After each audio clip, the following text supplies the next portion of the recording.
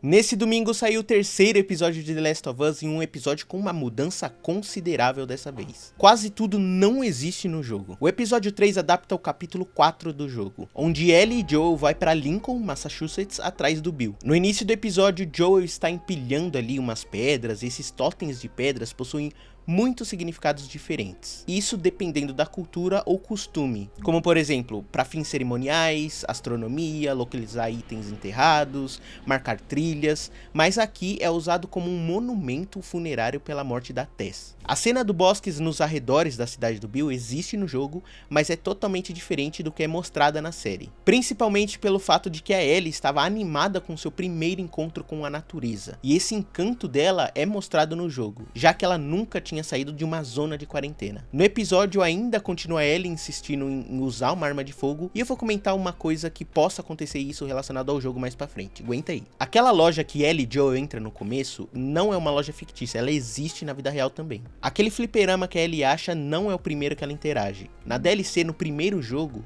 e nos quadrinhos também ela interage com um. E essa cena da série inclusive existe no jogo também. Você já jogou isso? Não, mas tinha um amigo que sabia tudo sobre esse jogo. Parece que tem uma personagem chamada Angel Knives que...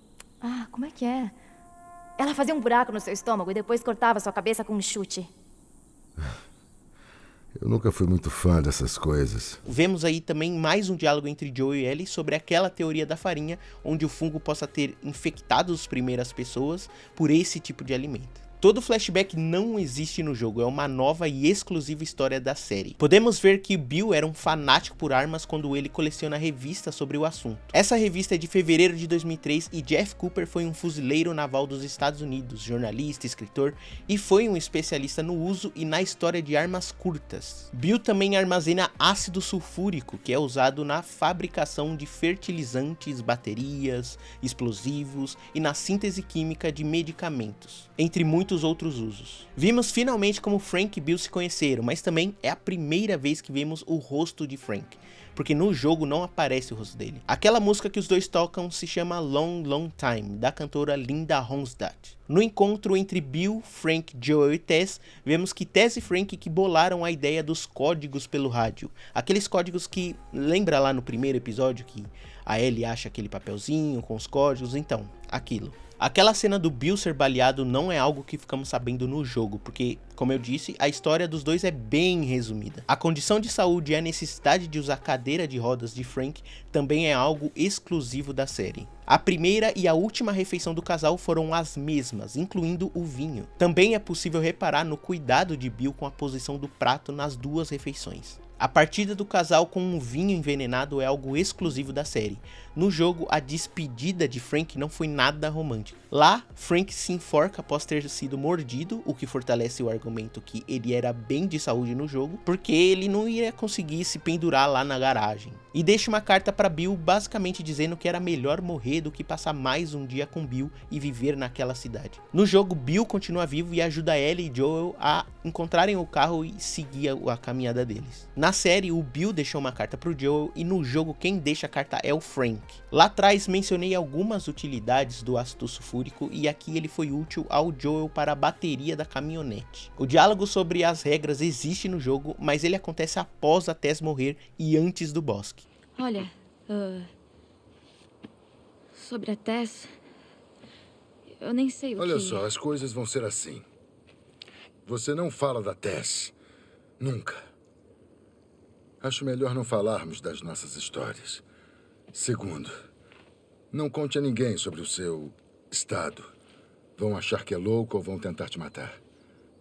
E por último, você faz o que eu disser, quando eu disser. Entendeu? Claro. Repita. O que disser é uma ordem.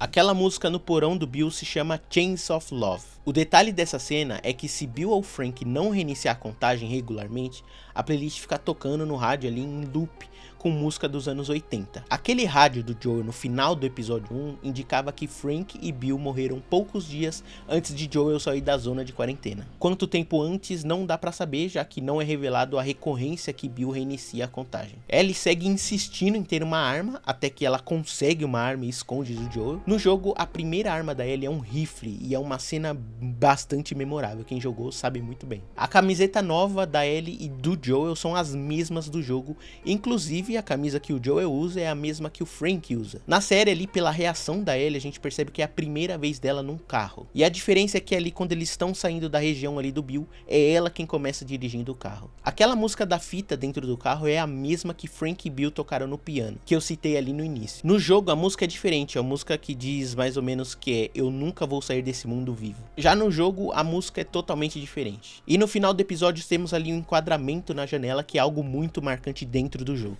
Agora eu vou passar algumas curiosidades extras. Aquela cidade do Bill parece ser bem menor que a do jogo. Bill sobreviveu por uma volta de 20 anos nesse apocalipse e vivendo muito bem. Pelo que podemos ver ali no início do episódio, ele pegando muito mantimento. Depois que Frank entra na vida de Bill, o ambiente muda, a poeira some, a limpeza faz parte do cotidiano deles. A grande maioria das pinturas de Frank ali na série são um retrato do Bill. Agora vamos voltar naquela cena que a Ellie esconde uma arma do Joel. E sabemos que ela sempre quer estar armada, né? Pra poder proteger os dois ali. Agora eu vou dizer o que provavelmente vai acontecer. No jogo ela também insiste em estar armada e o Joel segue negando e tal, só que há um momento que o Joel está prestes a morrer e ele simplesmente pega a arma e salva ele. Dali pra frente no jogo a confiança entre eles aumenta muito, então muito provavelmente que essa cena aconteça na série também e ela acabe salvando o Joel com essa mesma arma que ela pegou. E aí, qual detalhe você percebeu nesse episódio? Comenta aí. Falou e até mais.